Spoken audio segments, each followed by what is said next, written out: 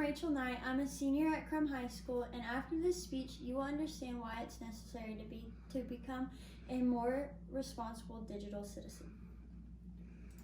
So do you ever catch yourself just scrolling through Instagram on the daily, thinking that it's your turn to post? In an article written by Lauren Shinkman, she provides an example from a technology investor based in Hong Kong whose name is Jennifer Zhu Scott.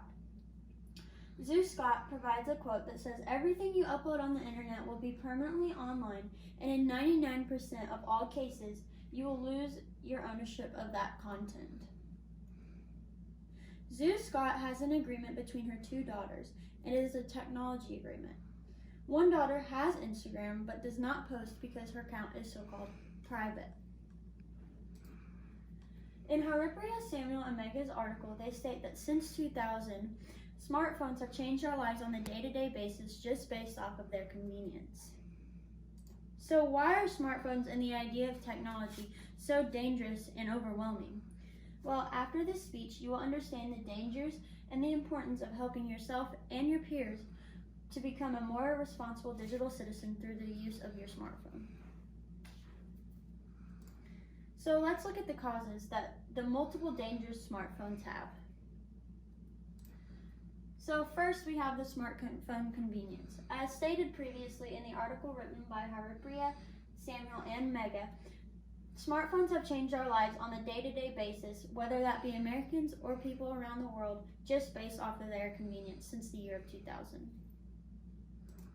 Second, we have the misuse of social media. In the article written by Jean Turner, she provides a statistic that reads, 43% of employees have had to deal with the misuse of social media. Out of that 43%, 31% have had to take disciplinary action against their employee. The third one is the privacy invasion. In the article written by Maria Timming, she states how smartphones have practically become a privacy invasion. Whether we believe it or not, these small little devices have powerful sensors and motion detectors that can share one's data without anybody knowing. She also states that these small sensors and detectors can track the travel of the person who owns the phone. So now that the causes have been introduced, let's look at the resulting effects that are produced by the convenience, misuse, and privacy invasion of smartphones.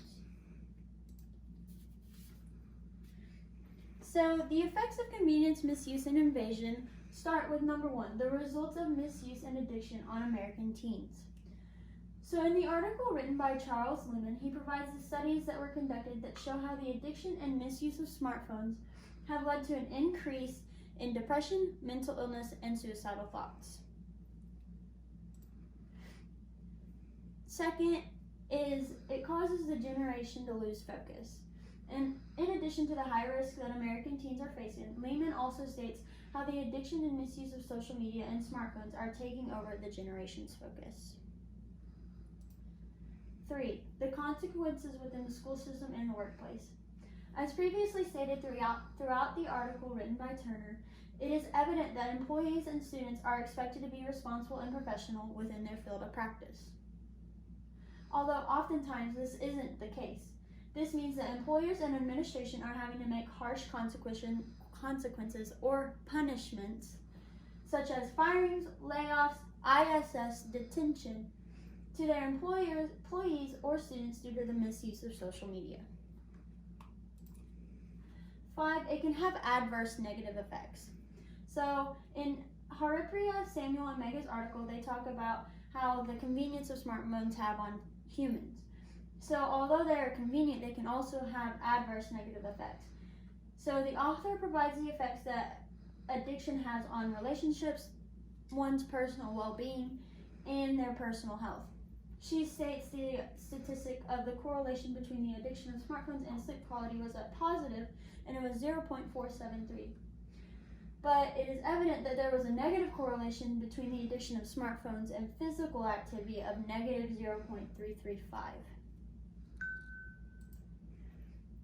There is an invasion of personal information. So as previously stated in Maria Timming's article, she wrote how smartphones are becoming a privacy invasion. She states how the powerful sensors and motion detectors are sharing one's data without them even knowing it. In addition, she states how the sensors and detectors can track the travel of the one owning the phone, thus sharing one's personal information without them giving consent or even knowing. So, the solutions that can save yourself and others. Let's look at the solutions that can protect yourself and others from the harsh qualities of the smartphone. So, in the article written by Shinkman, she provides the document that the smartphone agreement between her two daughters from Zoo Scott and her two daughters. I believe that this document, if followed, could make everybody a more responsible digital citizen. And I provided the link on the slide for the document that you can go view. It's actually pretty lengthy and I think it's really important. So, how to become a more responsible digital citizen? Well, from the document written by Scott, the solutions that caught my eye that could help others everywhere would be 1, have others know the password to the device so they can monitor the device. I know from personal reasons, my mom has my password just so she can monitor my phone. 2, have time restraints so it lessens the time allowed on the device. I do that so it lessens my time on my screen, and also it gives you more time to relax and really have time for yourself. The 3rd one is do not send or research inappropriate images or messages. I know that that's a big problem throughout my generation, and it's a big problem that we've had people come to the school for to talk about. Number 4, understand that you lose ownership of anything that is posted. So make smart decisions when you use your phone and what you decide to post. Number 5, pay attention to what you are doing on the device, because there's no telling who can get your information and who can steal your identity at all times. So now that you understand the causes and effects, I hope that that makes you become a more responsible digital citizen. It's not too hard, and you just need to pay more attention to the activities and suspicious events that occur on the smartphone. Next time you scroll through Instagram, think about how much information will be staying on the internet for that individual. Will you become a more responsible digital citizen? Thank you.